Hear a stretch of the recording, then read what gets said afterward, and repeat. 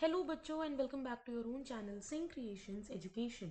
बच्चों आज है day 15 of our series Brahmastra, जिसके अंदर हम डिस्कस करने वाले हैं 30+ मोस्ट एक्सपेक्टेड बायोलॉजी के एमसीक्यूज। तो अगर आप उन बच्चों में से हो जो नीट 2025 में अपना बायो का स्कोर इम्प्रूव करना चाहते हो, तो आप इस सीरीज को ज़रूर फॉलो करो। चैनल को सब्सक्राइब कर लीजिए बिकॉज अगले 30 डेज तक आपको डेली चैप्टर वाइज इसी तरीके से क्वेश्चंस मिलने वाले हैं।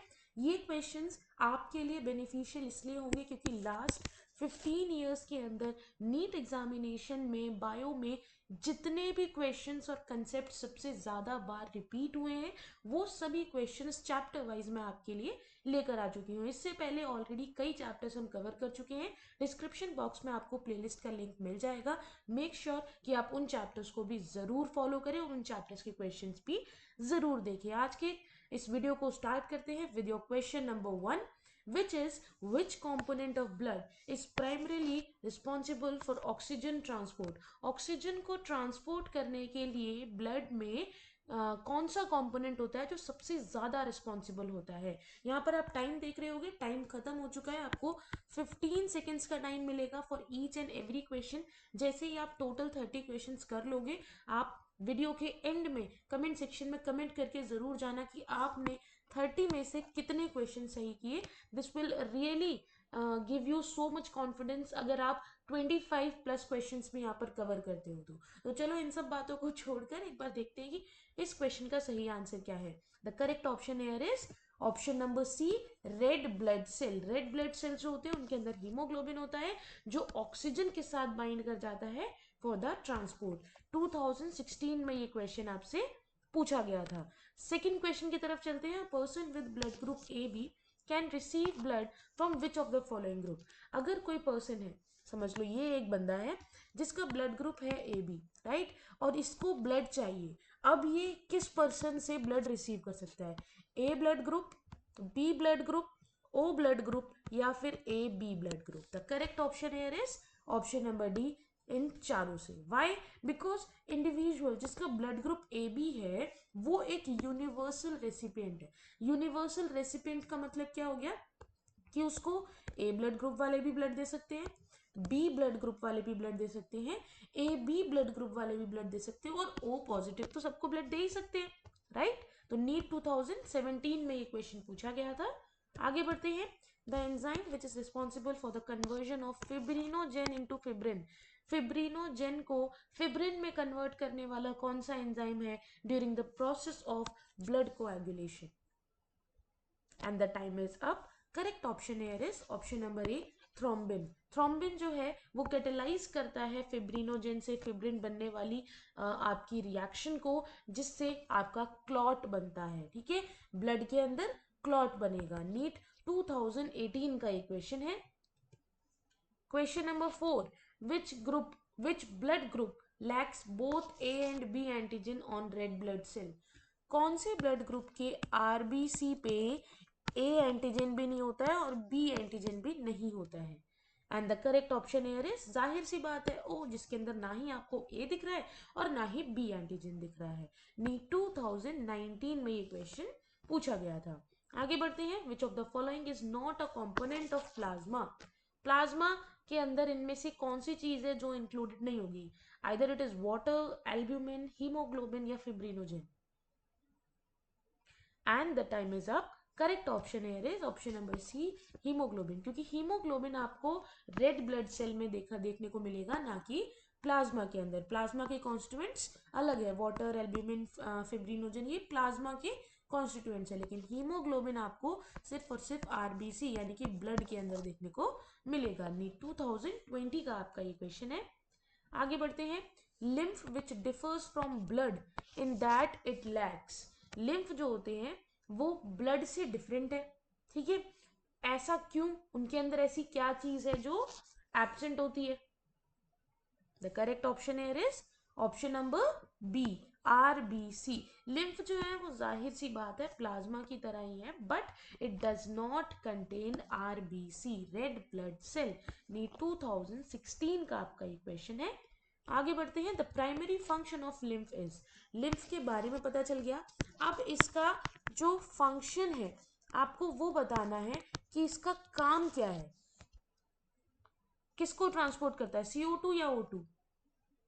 The correct option is neither of them, right? Option number C, return interstitial fluid to the blood. lymph क्या करेगा, जितना भी एक्सेस में इंटरस्टिशियल फ्लूइड जो है वो प्रेजेंट होगा उसको कलेक्ट करेगा, और कलेक्ट करने के बाद वापस से उसको ब्लड स्ट्रीम के अंदर जहाँ पे ब्लड फ्लो चल रहा है वहां पर उसको पहुंचा देगा। नीट 2017 में ये क्वेश्चन पूछा गया था। आगे बढ़ते हैं। Lymphatic vessels are absent in. Lymphatic vessels किस में एब्सेंट होंगी, लिवर में, स्प्लीन में, ब्रेन में या इंटेस्टाइन में? लास्ट 5 सेकेंड्स है and the time is up. Correct option here is option number C, brain. जाहिर सी बात है ब्रेन के अंदर जो कन्वेंशनल लिम्फेटिक वेसल्स होते हैं वो एब्सेंट होंगे। नीट 2018 में आपसे ये क्वेश्चन पूछा गया था। आगे बढ़ते हैं। The lymphatic system plays a crucial role in. Lymphatic system एक बहुत ही ज्यादा इंपॉर्टेंट रोल प्ले करता है किसमें, oxygen transport, blood clotting, immune response या फिर hormone secretion? And the correct option here is option number C, immune response. जो lymphatic system होता है it is integral to the body's defence mechanism. Lymphatic system immunology के अंदर आप पढ़ते हो, ठीक है, आपकी इम्यूनिटी के ऊपर डिपेंड कर रहा है। नीट 2019 का ये क्वेश्चन है। आगे बढ़ते हैं 10th क्वेश्चन की तरफ। लिम्फ इज फॉर्म्ड बाय, काम पता चल गया, लोकेशन पता चल गई, और कहां पर नहीं होता है ये भी पता चल गया। अब ये बताना है कॉम्पोजिशन क्या होगी, ये बना किस चीज का होता है? And the correct option here is option number C, filtration of plasma through capillaries. जो लिम्फ है वो बनता है फ्रॉम प्लाज्मा। क्यों? क्योंकि जब वो फिल्टर आउट होगा, प्लाज्मा से फिल्टर आउट होगा through the capillaries into the tissue, तब बनकर आएगा आपके पास लिम्फ। नीट 2020 में ये क्वेश्चन पूछा गया था। टोटल 10 क्वेश्चंस कर दिए हैं। इन 10 क्वेश्चंस में से कितने बच्चों के 10 में से 10 करेक्ट हैं और कितनों के 10 में से 8 या 8 से कम करेक्ट हैं, आप लोग नीचे कमेंट सेक्शन में अपना स्कोर बताओ, सो दैट आप लोगों को रियलिटी चेक मिले, आपको समझ में आए कि आपको कितनी और मेहनत करनी है किसी भी एक पर्टिकुलर चैप्टर में, right?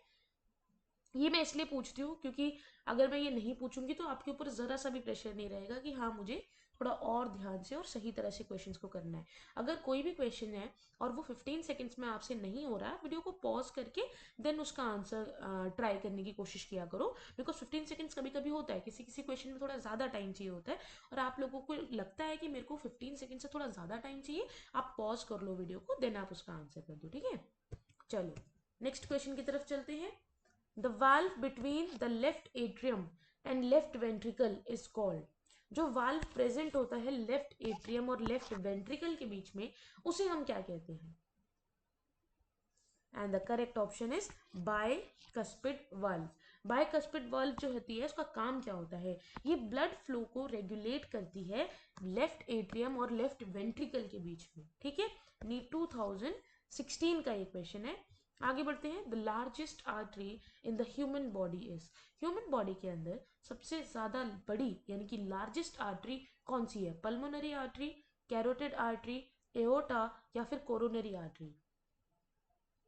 And the correct option here is aorta. जो एओर्टा है वो मेन आर्टरी होती है जो ऑक्सीजनेटेड ब्लड को आपकी पूरी बॉडी के अंदर पहुंचाती है, राइट? नीट 2017 का ये क्वेश्चन है। आगे बढ़ते हैं। Which blood vessel have valves to prevent back flow of blood. यानी कि वो कौन सी ब्लड वेसल है जिसके पास वाल्व होते हैं, लाइक गेट लाइक स्ट्रक्चर है, जिसकी वजह से अगर ब्लड बैक फ्लो होना चाहे, वापस जाना चाहे, तो वो उसको रोकती है, ठीक है? The correct option is veins. जो वेन्स है ना उनके पास वाल्व होता है। वाल्व क्यों होता है? ताकि यूनी डायरेक्शनल फ्लो जो है हार्ट की तरफ बना रहे। अगर इस डायरेक्शन में फ्लो जा रहा है तो इसी डायरेक्शन में रहे, वापस उल्टा ना आ सके, राइट? नीट 2018 में आपसे ये क्वेश्चन पूछा गया था। आगे बढ़ते हैं 14th क्वेश्चन की तरफ। The pulmonary artery carries oxygenated blood या deoxygenated blood? First question is this. Second, from lungs to heart या heart to lungs? Second question is this. ये दोनों चीजें पता है, इस क्वेश्चन का आंसर इजीली कर पाओगे। The correct option is option number B. जो पल्मोनरी आर्टरी है वो क्या करेगी, डीऑक्सीजनेटेड ब्लड को हार्ट से लंग तक लेकर जाएगी। पल्मोनरी आर्टरी जो होती है उसका काम ही यही होता है कि जो भी ब्लड डीऑक्सीजनेटेड है, जिसके अंदर ऑक्सीजन नहीं है, उसको वो लंग्स तक ले जाएगी और लंग्स में उसको मिलेगी ऑक्सीजन, जिससे वो वापस से ऑक्सीजनेटेड ब्लड बन जाएगा। नीट 2019 का ये क्वेश्चन है। आगे बढ़ते हैं। The coronary artery supply blood to the, coronary artery किसको सप्लाई करेगी blood, brain, lung, heart, muscle या फिर kidney. And the correct option here is heart muscles को। ठीक है, जो कोरोनरी आर्टरी है वो प्रोवाइड करती है oxygenated blood to the myocardium. Myocardium क्या है, it is the heart muscle. NEET 2020 में ये क्वेश्चन पूछा गया था आपसे। आगे बढ़ते हैं। द लब sound of the heart is caused bye, जो लब डब की साउंड होती है ना, उसमें से जो लब वाली साउंड होती है हार्ट के अंदर, वो किसकी वजह से होती है। Last 3 seconds. And the correct option here is option number C, the closure of atrioventricular valve। ठीक है, जो हमारी लब की साउंड होती है वो तब होती है जब ट्राइकस्पिड और बाइकस्पिड वाल्व जो है वो क्लोज होते हैं, क्या होते हैं, बंद हो जाते हैं, right. So closure of atrioventricular valve, और एट्रियोवेंट्रिकुलर वाल्व के अंदर कौन से वाल्व आते हैं, ट्राइकस्पिड और बाइकस्पिड। नीट 2016 में ये क्वेश्चन आपसे पूछा गया था। आगे बढ़ते हैं। The pacemaker of the heart is, जो पेस मेकर होता है हार्ट का वो क्या है, एवी नोड, एसए नोड या पर्किंजे फाइबर्स या bundle of His.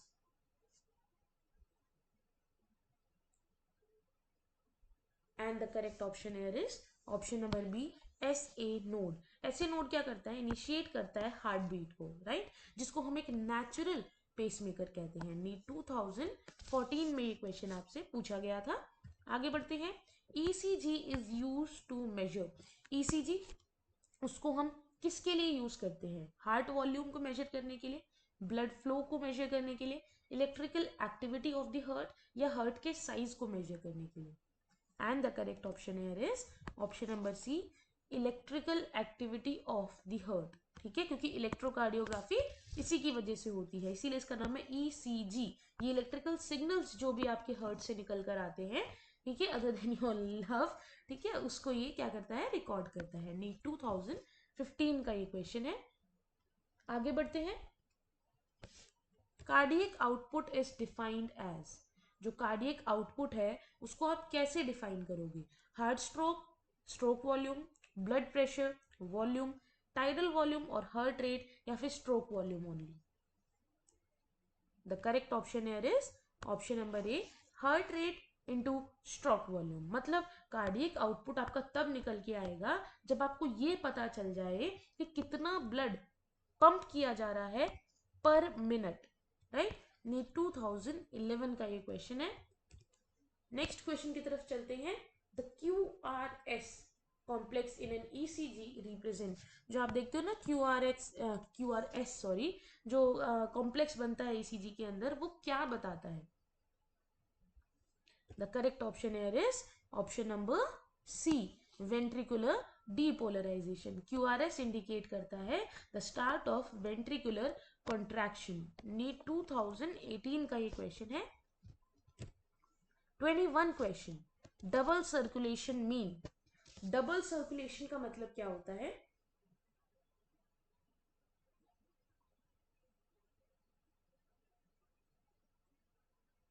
And the time is up.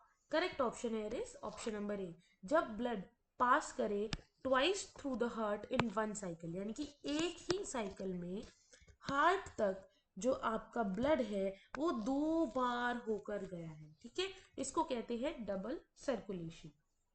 और ये पल्मोनरी और सिस्टमिक सर्कुलेशन जो है ये दोनों ध्यान रखते हैं कि डबल पासेज हो रहा है। नीट 2017 का ये क्वेश्चन है। Pulmonary vein carries, pulmonary vein में कौन सा ब्लड होता है, ऑक्सीजनेटेड या डीऑक्सीजनेटेड। लास्ट 5 सेकेंड है, जल्दी से बताओ, सोचो, थोड़ा सा दिमाग पे जोर डालो, अपने आप याद आ जाएगा ये। The correct option is option number A, oxygenated blood. Pulmonary vein में जो ऑक्सीजनेटेड ब्लड है वो जाएगा टू द लंग्स, हार्ट से लंग्स तक। नीट 2016 का ये क्वेश्चन है। विच ब्लड वेसल हैज वाल्व, कौन से ब्लड वेसल के अंदर वाल्व होती है, आर्टरीज में, वेन्स में, कैपिलरीज में या आर्ट्रियोल्स में। And the correct option here is option number B, veins के अंदर, क्योंकि veins have valves to prevent the back flow of the blood. अगर कोई भी ब्लड हार्ट तक जा रहा है तो वापस अगर वो आ रहा है तो एक तो ऑक्सीजनेटेड तरह से आना चाहिए, दूसरी चीज कि यहाँ पर हमने प्रीवियस जो हमने कुछ क्वेश्चंस किए उसमें भी देखा था कि जो हमारी बाइकस्पिड वाल्व थी उसकी वजह से हमारा ब्लड फ्लो जो है वो वापस नहीं आ रहा था, यूनी डायरेक्शनल रह रहा था। ठीक है, ठीक है। नीट 2019 का ये क्वेश्चन है। Maximum blood pressure is observed in, सबसे ज्यादा बीपी ब्लड प्रेशर किस में देखा गया है?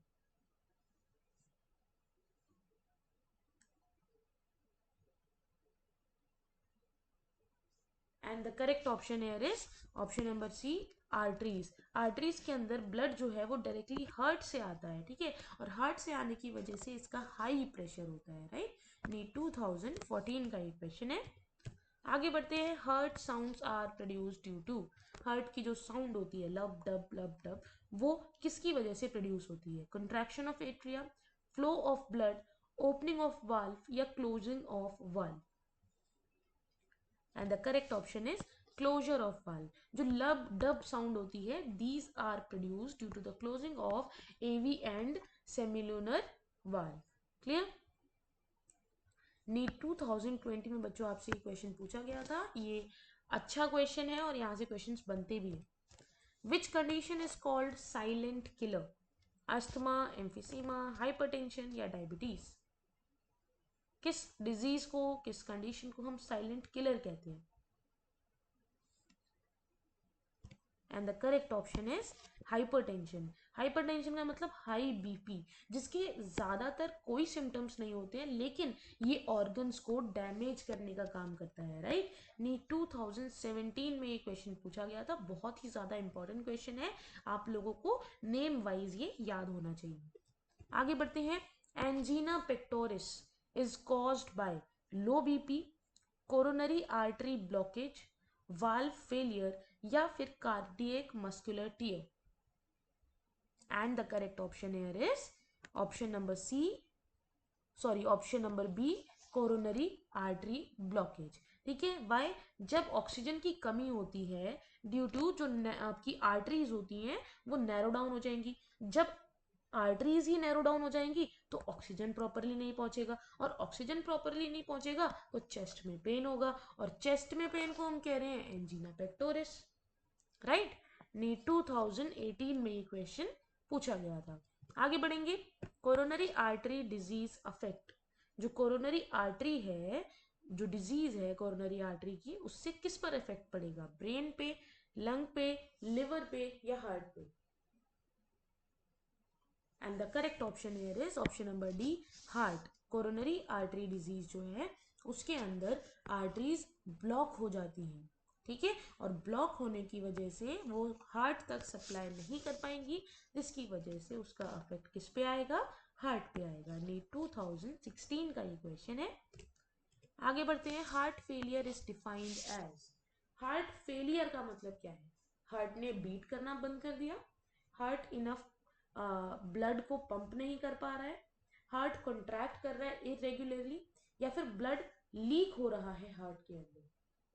सही मायने में हार्ट फेलियर का मतलब क्या होता है? And the correct option here is option number B, कि भाई हार्ट जो है वो वीक हो गया है और सफिशिएंट ऑक्सीजन सप्लाई नहीं कर पा रहा है। जब सफिशिएंट ऑक्सीजन सप्लाई नहीं हो रही है इसका मतलब हीमोग्लोबिन यानी कि ब्लड भी आपका साथ में सप्लाई नहीं हो रहा है, पंप नहीं हो पा रहा है, ठीक है।